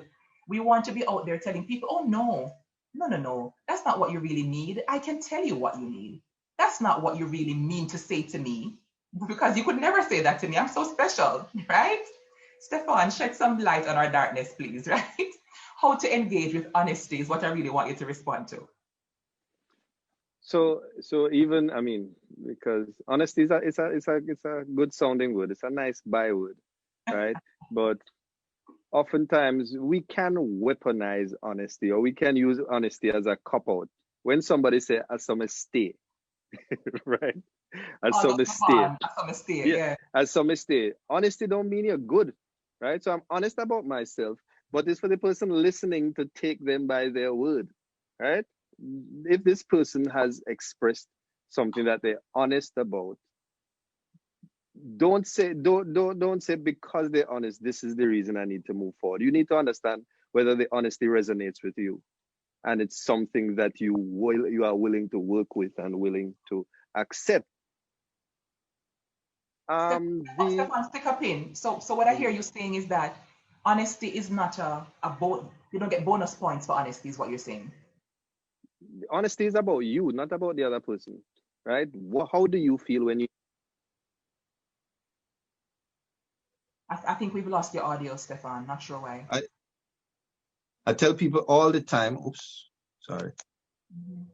I tell people all the time that when I'm honest, I'm not honest for you, I'm honest for me. And it took me a while to get there, because growing up as a man, you know, you lie to get the woman, or you selectively tell the truth to get the woman. And I had to cut all of that out. I am telling you the truth because it makes me feel good.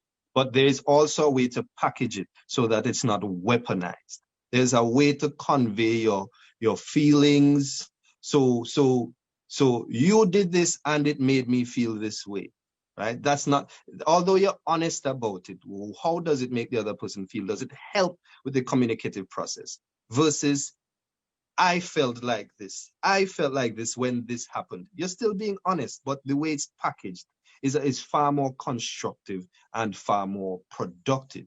So I think we need to reclaim this concept of honesty for ourselves before we engage in relationships. Because the more you invest in a relationship, especially if you feel like this is the one that's supposed to last, it's hard. The harder it becomes to tell somebody the honest truth, because now you're afraid of hurting. You know, they say the truth hurts and all of those things. And again, we've been trying to break down that barrier between the truth that women want to hear versus the truth that we live in. Let's see how we can get to the point where what I'm telling you might not be the thing that's helpful to you, that makes you feel good, but it is helpful to our relationship, right? And when we both get comfortable, and even when I express my honesty, that I'm also willing to work through the hurt that it probably would have caused, even the disappointment. So there's some responsibility that comes with honesty as well. Yes, I say it, so yeah, go on, so far, at least me tell the truth. No.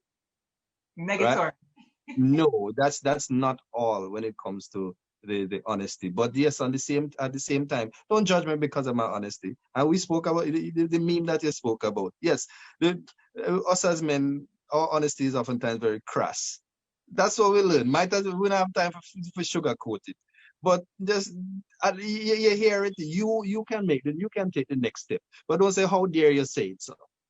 Right? Don't, at least you know, no. You take the next step after that. I've cleared my conscience and I've done my part. And there ended the reading of Stefan's book. Listen, we are right up on the out of time signal. I'm going to launch the post-class poll results so we can get a feedback of how the audience has enjoyed and learned from our discussion.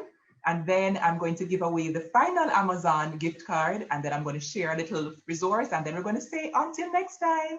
So 77% of our participants, panelists, their mood has improved since class started.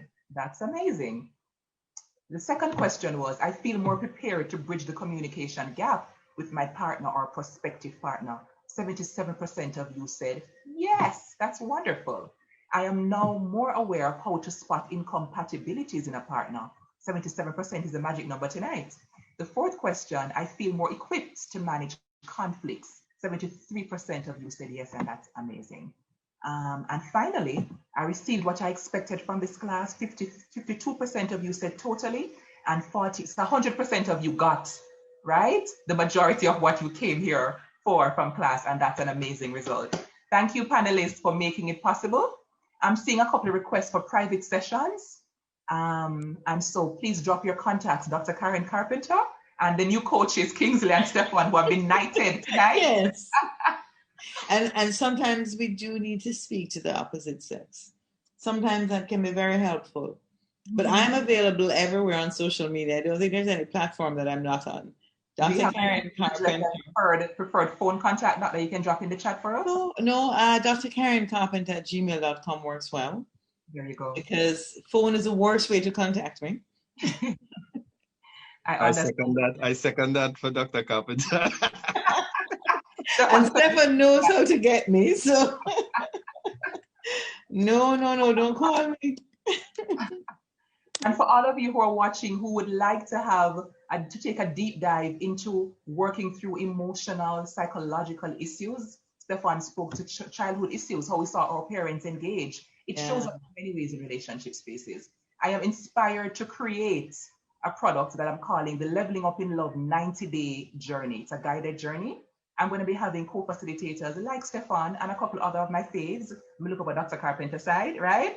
Who will join me in guiding you on a 90-day journey into unpacking negative patterns, Kingsley, that we spoke about, right? On the unlearning, I love the unlearning word. Unlearning negative patterns, right? And relearning how to show up, whether it is that you want to have a partner or not. It's important for us to do the self-work for when it is that we make those choices. So I'm going to show you a quick flyer, and we're going to drop the link in the chat for how it is that you can connect with this 90-day journey that launches on February 16th. So here it is, the Leveling Up in Love 90-Day Guided Journey. We kick launch February 16th. It's going to comprise masterclasses, question and answer workshops, accountability sessions and assignments, and weekly content. So you can click the link in the chat to get more information and to enroll. Grab a sister, grab a woman who you think will be helped by this journey, and join me on Leveling Up in Love for 2021 and beyond. Thank you for all your wonderful feedback. The final giveaway, Kingsley coached us tonight. So I'm going to make the final question Kingsley-centric. If you can drop one of Kingsley's tips for the G's, for the men in particular who want to level up in love, then you will win for yourself. If Kingsley picks you, you will win for yourself an Amazon gift card from our amazing host, the JN Circle, the JN Group. Shafe? Shafe. Your choice. Who you say? Somebody said it completely learn, relearn, and unlearn. Pilar. Pilar, yes. Congratulations, Pilar, long-time life class attendee. Awesome sauce. You have won for yourself, Pilar, an Amazon gift card from the amazing and generous JN Group. Please drop in the chat reach out to the JN team. We're going to show you the email address so we can get your details. Final words, Dr. Carpenter. How can we continue to narrow the gap between Mars and Venus? We have to start looking at each other as human beings. Yes. And recognize that a human has the same needs as any other human, and it is our personalities that create the differences, not our genitals. Yes? Our genitals are highly compatible. They're not the problem. Love it, Dr. Carpenter. Kingsley, final tip, gem for our audience. How we bridge the gap between Mars and Venus, I think that bridges communication. The more we talk and the more we try to understand each other is the smaller we will make that gap. Learn, unlearn, relearn, and spend more time with your partner, build that intimacy, learning about each other through communication, and that's how we build the gap as a society. Thank you very much, Coach Kingsley. Coach Stefan, what say you? Understand that we don't live on Mars, we don't live on Venus. We live on planet Earth, and planet Earth has human beings. And as human beings, we all have the right to freedom to be, freedom to choose. And once you approach each other with those expectations and those considerations, it makes a relationship, if it does develop, so much sweeter, knowing that the person chooses to be with you, chooses chooses intimacy, chooses to strengthen the relationship, and even if they choose something outside of you and outside of yourself, again, going back to it, this is a human being that you're dealing with, according to Dr. Carpenter. And you need to take that human being with the freedom that comes with them. Perfect. So well said. I'm seeing Pilar saying that she did not make a comment in the chat, but I'm seeing a comment under your name that says learn, relearn, unlearn. So I'm not sure. I feel like we need we need a judge to help us to deliberate on this matter. But in the meantime, thank you so much for the amazing feedback. We would love to also point you to Dr. Carpenter's fabulous ebooks, right? She has 3 love and sex ebooks. How can they download and get access to these, Doc? Well, Kamala, I'm going to give you the opportunity to choose 3 persons when we're off who you think you'd like to give those ebooks to. And we just need their email address and we can make them a gift. Awesome, sir. So we'll have the JN team select those persons. And ladies and gentlemen, friends of the JN group, next week is going to be our final life class for season 2. And we're talking about dating specifically and how dating has been evolving, right? In pandemic, with the rise of virtual engagement, somebody mentioned it today. How do we show up when we're pretty much behind our screens, as Kingsley said so often? So you don't want to miss next week's amazing class. It's a Love Same Way, but a deeper dive on the dating space and the games that we play and should not play.